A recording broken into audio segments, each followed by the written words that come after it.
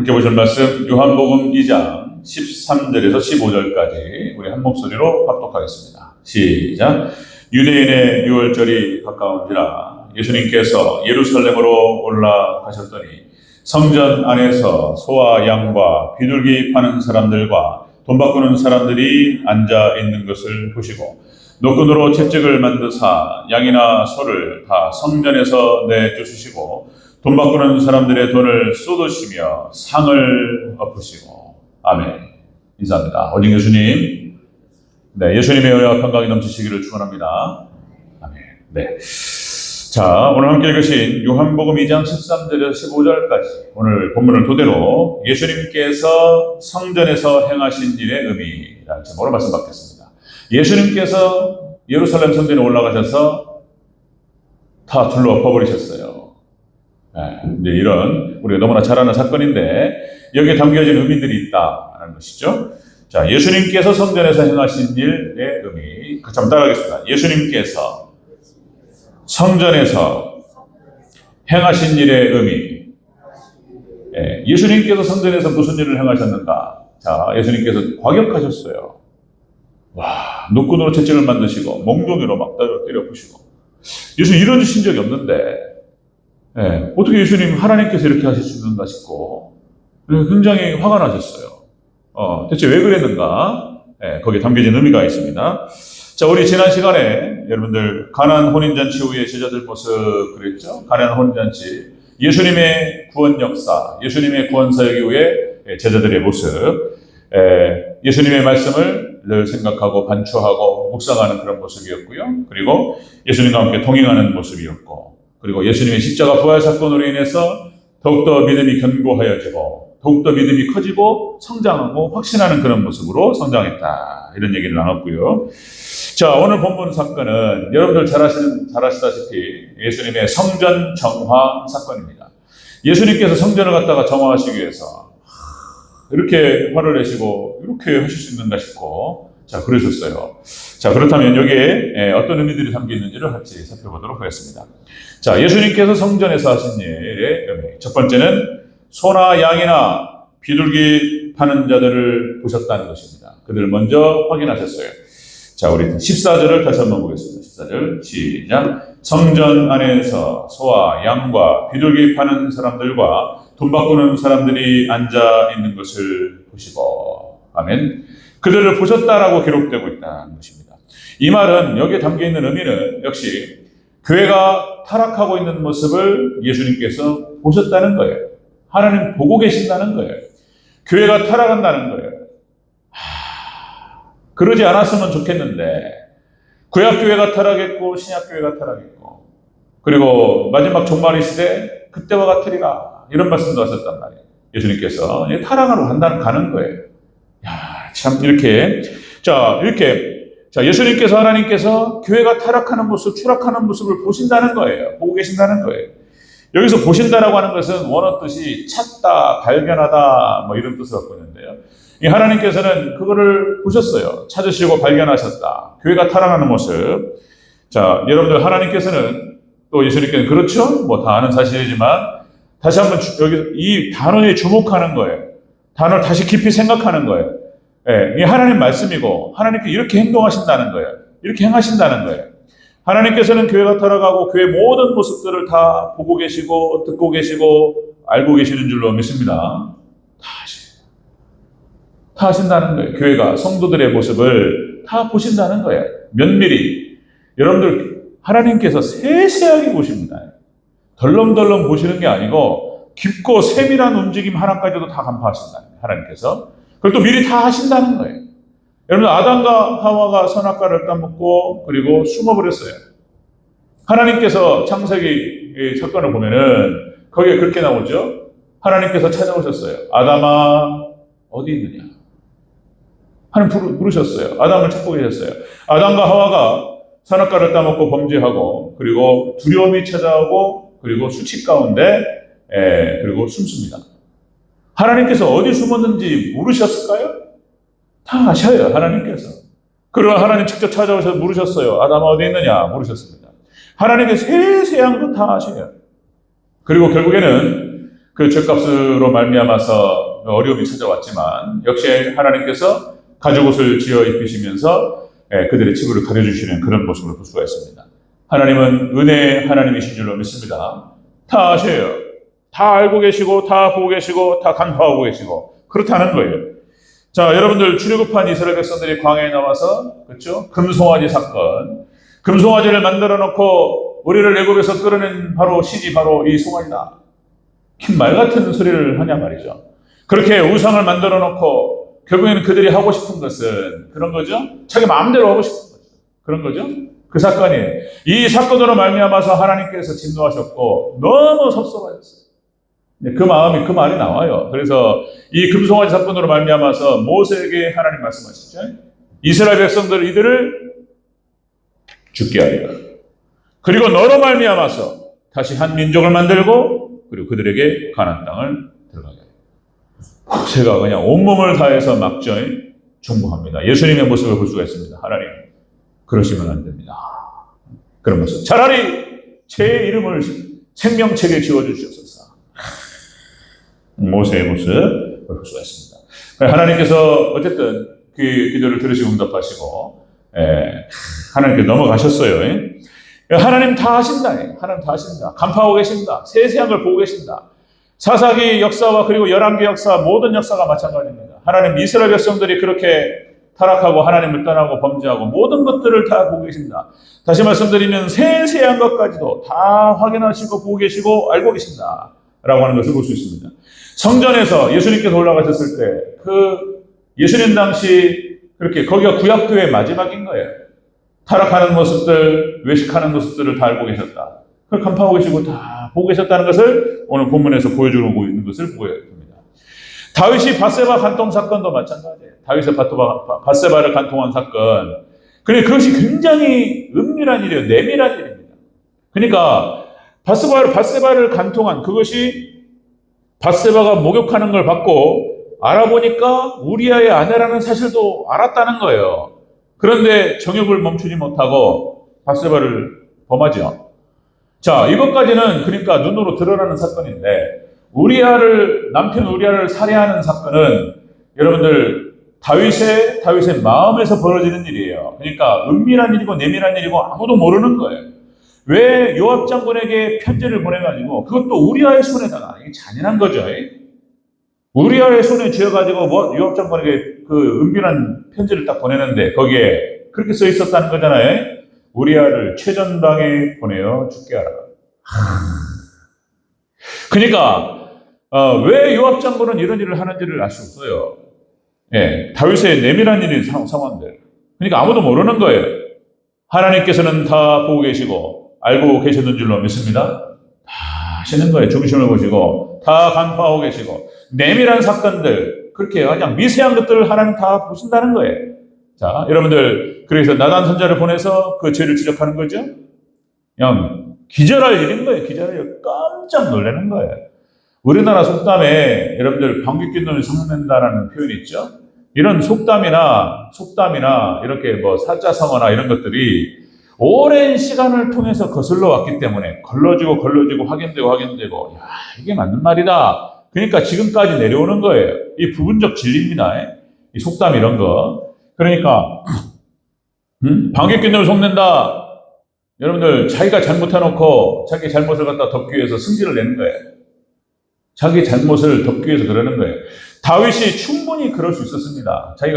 다윗은 왕이었고 모든 권력을 쥐고 있었습니다. 선지자 하나가 와가지고 그따위 얘기하는데 뭔 소리 하는 거요? 이럴 수 있어요. 그럴 수 있습니다. 자, 그리고 나단 선자는 공중분해 될 수 있습니다. 공중분해. 그런데 그 소리를 듣고 역시 이제 다윗 되는 이유는 바로 그것이죠. 그 소리를 딱 듣고 바로 무릎을 꿇습니다. 바로 인정해요. 바로 회개합니다. 그렇죠? 여러분들 하나님께서는 여기서 말씀드리고 하는 것은 모든 것을 알고 계시고 듣고 계시고 보고 계시고 간파하고 계신다는 사실. 교회 안에서 은밀한 일들 이런 것들을 다 아신다는 거예요. 참 우리가 두렵고 떨림으로 우리 하나님 앞에 서야 될 줄로 믿습니다. 마음 관리를 잘해야 돼요. 마음 관리. 자, 이런 것처럼 우리 인간들 세계 안에서 벌어지는 모든 것들, 우리 마음 가운데도 벌어지는 모든 것들조차 하나님 아신다. 이게 무서운 일인 거예요. 그래서 이거 하나님 아신다 이렇게 생각하셔야 되는 거예요. 예, 그래서 여러분들 먼저 우리 마음부터 하나님 앞에 정결하게 해야 될 줄로 믿습니다. 마음을 정결하게 해야 돼요. 잠언서 23장 7절에 그렇게 표현되죠. 대저 그 마음의 생각이 어떠하면 그 위인도 그러한즉.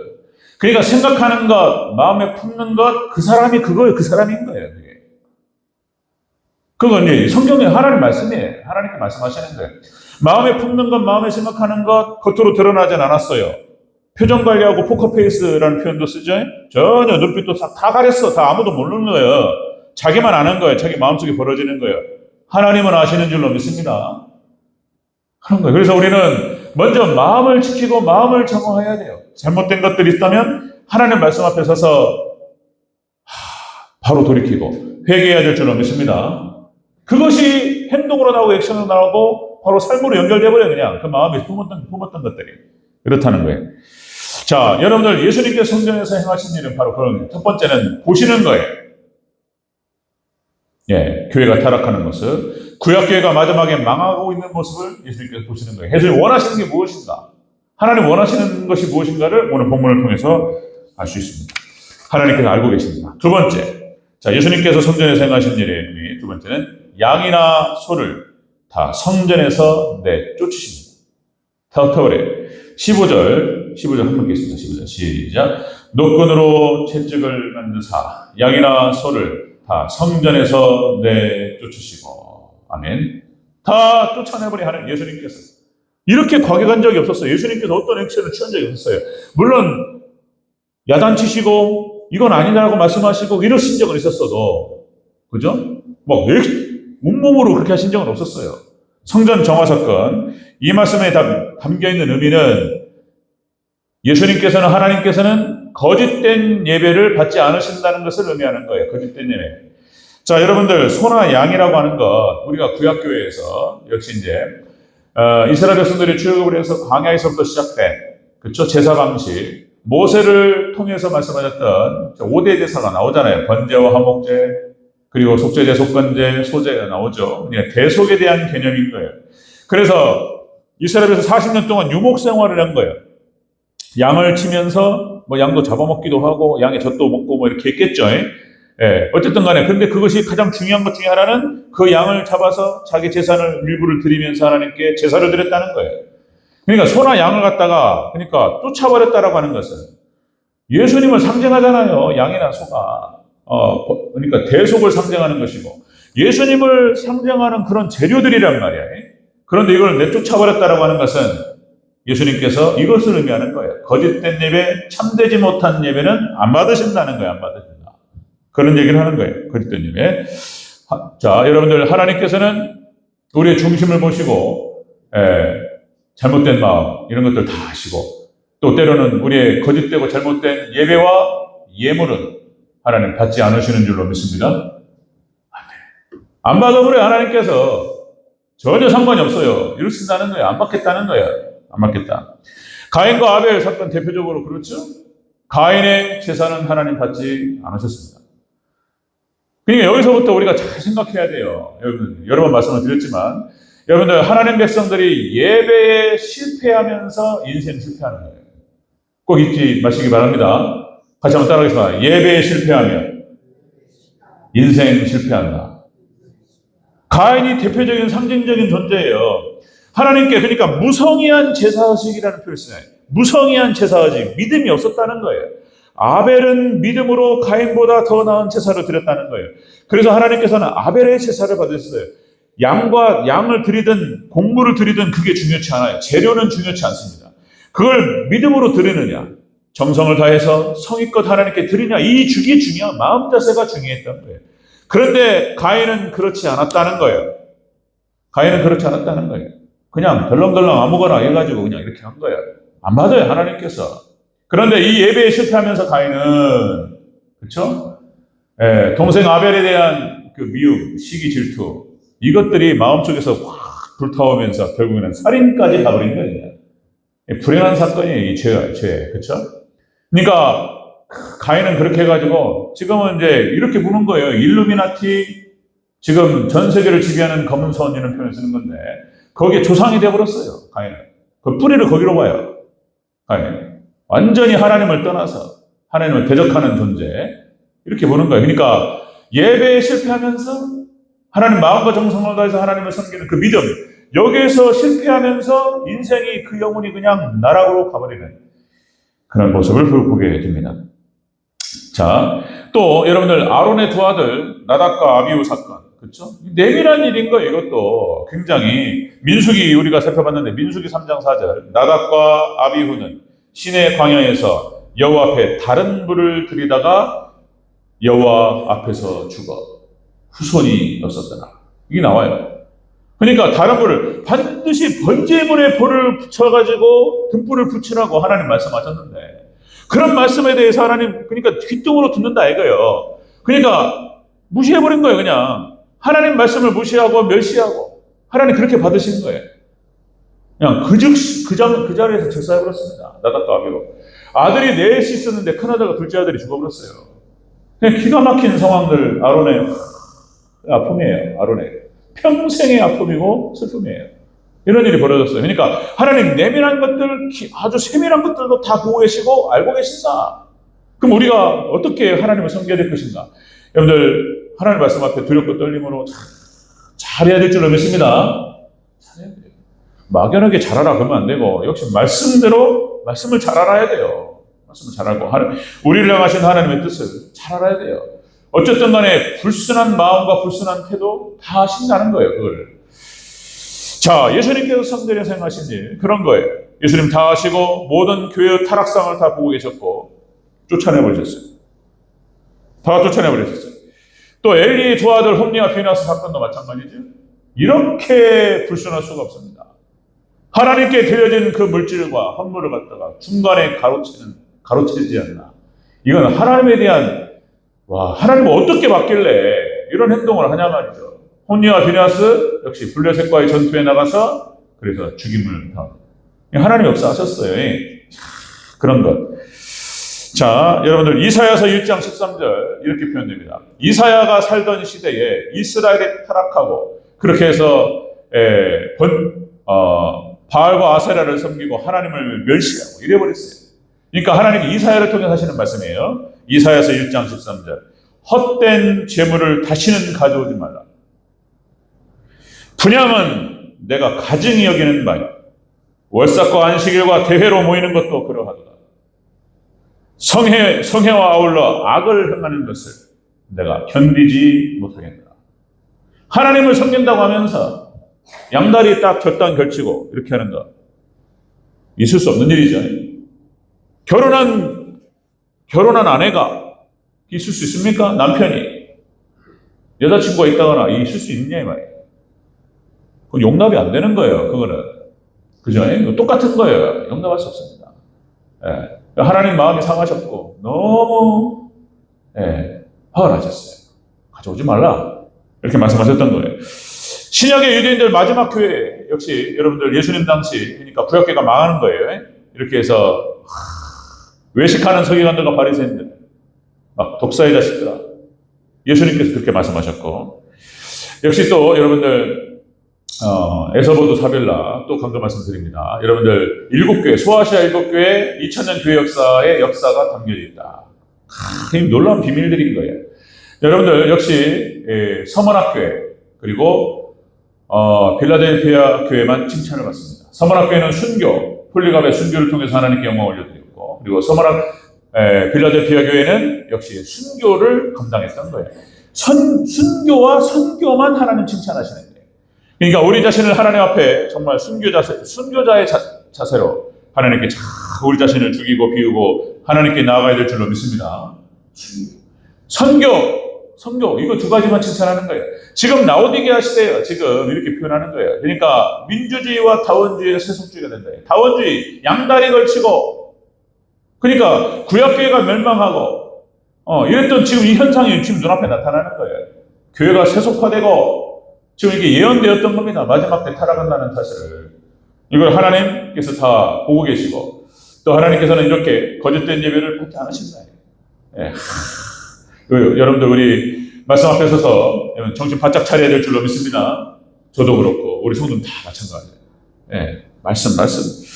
자, 예수님께서 성전에서 행하신 일. 자, 세 번째는 돈 바꾸는 사람들의 돈을 다 쏟아버리셨어요. 예수님 다 퍼버립니다. 자, 15절 전체적으로 다시 한번 읽습니다. 15절 시작. 노끈으로 채찍을 만드사 양이나 소를 다 성전에서 내쫓으시고 돈 바꾸는 사람들의 돈을 쏟으시며 상을 엎으시고.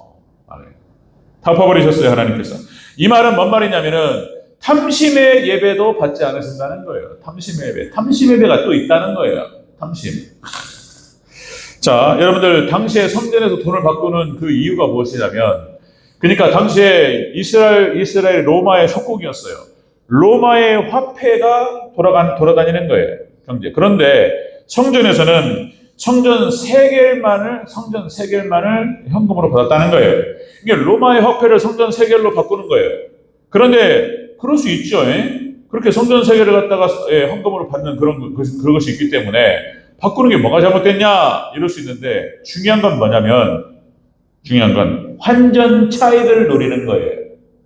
돈을 바꾸면서 거기에 차익을 갖다가 얻는 거예요. 그러니까 거룩한 성전에서 장사치들이 그러니까 이익이 판을 치고 이런 일이 벌어질 거예요. 교회 성전에서 교회 성직자들이 이렇게 해버린 거예요. 이렇게 해가지고 거기서 돈을 바꾸면서 그래서 이익을 누리고 장사하고 사업을 한 거예요. 이렇게. 그게 목적인 거예요, 그게. 예? 그걸 예수님 정확하게 아시는 거예요. 하나님 아시는 거예요. 있을 수 없는 일인 거예요. 예. 여러분들 교회에서는 오직 은혜만이 흘러야 될 줄로 믿습니다. 은혜만이. 이걸 갖다가 이런 일이 벌어진 거예요, 당시에. 자, 여러분들 다시요, 강조 말씀드립니다. 우리는 성경을 알아야 되고, 우리를 향하신 하나님의 뜻은 말씀을 깊이 깨달아야 될 줄 믿습니다. 성경을 알아야 되고, 하나님을 아는 지식을 더 깊이 깨달아야 되고, 그리스도를 아는 지식, 이걸 강조하는 거예요. 그러니까, 호세아서에 나오죠? 호세아 4장 6절. 이 백성이 지식이 없으므로 망하는 거다. 모르는 거예요. 모르는 거예요. 알고 지은 죄도 죄가 되는 것이고, 모르고 지은 죄도 죄가 되는 것이고. 몰랐는데, 그것도 죄가 되는 거예요. 알고 지은 죄. 몰랐다는 거예요. 안 돼요. 예. 지식이 없어서 망하는 거예요. 여러분, 우리를 향하신 하나님의 뜻이 무엇인지 말씀을 통하여 깊이 깨닫고 충분히 알아야 될 줄로 믿습니다. 하나님을 아는 지식 가운데로 충만하시기를 주의 이름으로 축원합니다. 말씀을 삼아. 성경 전체 속에서 이게 무엇을 의미하는가? 일단 팩트를 아셔야 돼요. 많이 읽으셔야 돼요. 읽으시고. 제가 막 성경 얘기만 많이 해요. 이게 좋은 거예요. 딴 얘기 하지 말고. 가급적이면 예수님 얘기 많이 하고 성경 얘기 많이 하고 들은 얘기 또 듣고 이런 얘기 해야 돼요. 이게 맞는 거예요. 성경 얘기 많이 듣고 그런 거구나. 이것이 이렇게 연결되는 거구나. 이것이 그런 거구나. 막 깨달아야 돼요. 그런 깨달은 일이 깊이 올 때 우리의 믿음이 바로 똑바라질 줄로 믿습니다. 그런 거예요. 하나님 아는 지식 가운데. 자, 여러분 탐심 자체는 우상숭배라고 말씀하셨어요. 골로새 3장 5절. 조금 욕심을 내는 게 그렇게 잘못된 건가? 안 된다는 거예요. 탐심은 우상숭배다. 욕심을 갖는다는 이것이 우상숭배로 간다는 거예요. 우상숭배로. 그걸 알아야 되는 거예요. 그래서 탐심을 내려놔야 되는 거예요. 예수님이 또 하신 말씀, 누가복음 12장 15절, 저에게 이르시되 삼가 모든 탐심을 물리치라. 약간 욕심낼 수 있어요. 자본주의 사회에서 물질이 중요하고 피 같은 것이요. 어떻게 돌아가야 되잖아요. 피처럼. 그래 살죠. 그래서 조금 윤택하게 살고 싶은 게 뭐 이렇게 죄냐 이럴 수 있어요. 그런데 자신을 살펴봤을 때 이게 좀 지나치고 욕심이 좀 올라간다. 그러면 내려놔야 될 줄로 믿습니다. 예수님 그렇게 말씀하셨고 구약교회가 마지막에 망하는 것이 그렇게 망한다는 거예요. 그게 발전하는 거예요. 이렇게. 발전하는 거예요. 자, 이사야서 57장 17절 또 하나님께서 이사야를 통해서 하시는 말씀. 자, 그의 탐심의 죄악을 인하여 내가 노하여 그를 쳤으며 또 내 얼굴을 가리고 노하였으나 오히려 그가 패역하여 자기 마음의 길로 행하였다. 이스라엘 백성들 구약교회가 이렇게 행했다는 거예요. 탐심으로 행하고 그렇게 행했다는 거예요. 이거 안 된다는 거예요.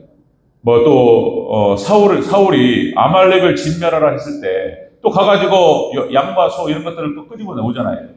그리고는 핑계대는 것이 하나님께 제사하러 했다. 이렇게 말한단 말이에요.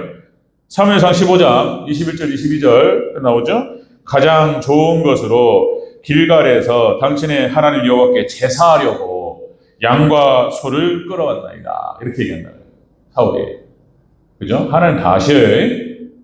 하나님께 그 마음의 은밀한 것들을 다 하시고 불순종하는 거예요. 사울이. 그 사건으로 인해서 실각됐어요. 믿음이 없어요. 불순종하는 모습. 자기 기념비를 세우고 이랬던 거예요. 믿음이 없으니까 그렇게 발상들이 나오는 거예요.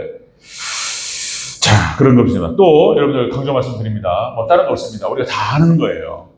계속 얘기해야 돼요. 왜냐하면 우리가 계속 얘기를 듣지 않으면 그리고 계속 보지 않으면 마음에 그러니까 우리의 시선이 딱 떨어지는 순간 우리의 시선이 하늘에서 땅으로 떨어지는 순간 땅으로 가는 거예요. 그냥 이렇게 연약해요. 이렇게 연약합니다. 여러분들 우리 마음과 시선은 하늘에 닿아 있어야 될 줄로 믿습니다. 마음을 지켜야 돼요. 왜냐면 우리가 땅에 살고 있고 육신을 갖고 있기 때문에 그런 거예요. 그냥 바로 잊어버려 그냥 다. 계속 강조 말씀드리고 계속 얘기하고 계속 저는 얘기를 해야 되고 우리는 들어야 되고 저도 얘기하면서 저도 듣는 것이고 말씀에 집중하는 거예요. 다른 거 없습니다. 여러분들 우리 신앙은 또 하나님 중심, 말씀 중심, 교회 중심. 이 고조욱 권사님 새벽에 나오잖아요. 마르고 닳도록 제가 계속 얘기해요. 그런 건데 시편 132편 이게 다윗의 신앙이 이 신앙인 거예요. 믿음의 선진들의 신앙이 이 신앙인 거예요. 이게 그냥 종교개혁자들이 칼빈이 만든 이론이 아니에요. 우리의 믿음은 철저히 신본주의 신앙이어야 된다. 철저히 하나님 중심 그리고 말씀 중심, 교회 중심이 될 줄로 믿습니다. 다윗이 있잖아요. 성전이 세워지기를 간절히 사모해요. 시편 132편에 그 내용이 나와요. 잠도 안 잔다는 거예요. 잠도. 시편 132편. 많이 읽으신 분들은 생각나실 거예요. 잠도 안 자요. 그리고 그 말씀이 언약궤가 쫙 다윗성으로 들어올 때 그걸 찾아요. 다윗이 막 찾아가서 찾아냈어요. 그래가지고 성전을 갔다가 그 언약궤를 들어오는데 기뻐가지고 막 춤을 추고 그런 거예요. 이 다윗의 그 신앙과 하나님을 섬기는 마음이 그랬던 거예요. 그 언약궤가 다윗성에 들어올 때에 모셔드릴 때에 다윗이 기쁨으로 충만했다라고 하는 거. 춤을 추면서 철저히 말씀 중심의 신앙을 말하는 거예요. 하나님만을 생각하고 성전, 교회 중심, 교회를 생각하고 그랬던 거예요. 그 신앙으로 다윗이 하나님께 영광 올려드렸더니 시편 132편에 쭉 기록됩니다. 다윗이 어떤 복을 받았는지. 예루살렘의 식료품의 복을 주리라. 그죠? 하늘의 신령한 복과 땅의 기름진 복으로 하나님 어떻게 축복하시는지. 네 자녀의 자녀가 왕이 될 것이다. 네가 너에게 뿔이 나게 하리라. 그것이 견고하리라. 아멘. 이렇게 여러분들 철저히 신본주의 신앙으로 무장될 때 하나님께 놀라운 축복을 함께 하실 줄로 믿습니다. 성경을 근거로 말씀드리는 거예요. 이건 성경인 거예요. 다윗의 신앙이었던 거예요. 여러분들 우리 대전절기에 그렇게 해서 말씀으로 충만되고 그리고 성령으로 충만되고 말씀 앞에 그렇게 자신을 비춰봐서 아니라고 생각되는 것들은 마음에서부터 미세하게 컨트롤을 하셔야 돼요. 그렇게 해서 여러분들 하나님 기뻐하시는 그 마음 중심, 하나님께 인정하시는 믿음, 그렇게 해서 복된 여러분들의 삶이 되시기를 주의 이름으로 축원합니다. 아멘.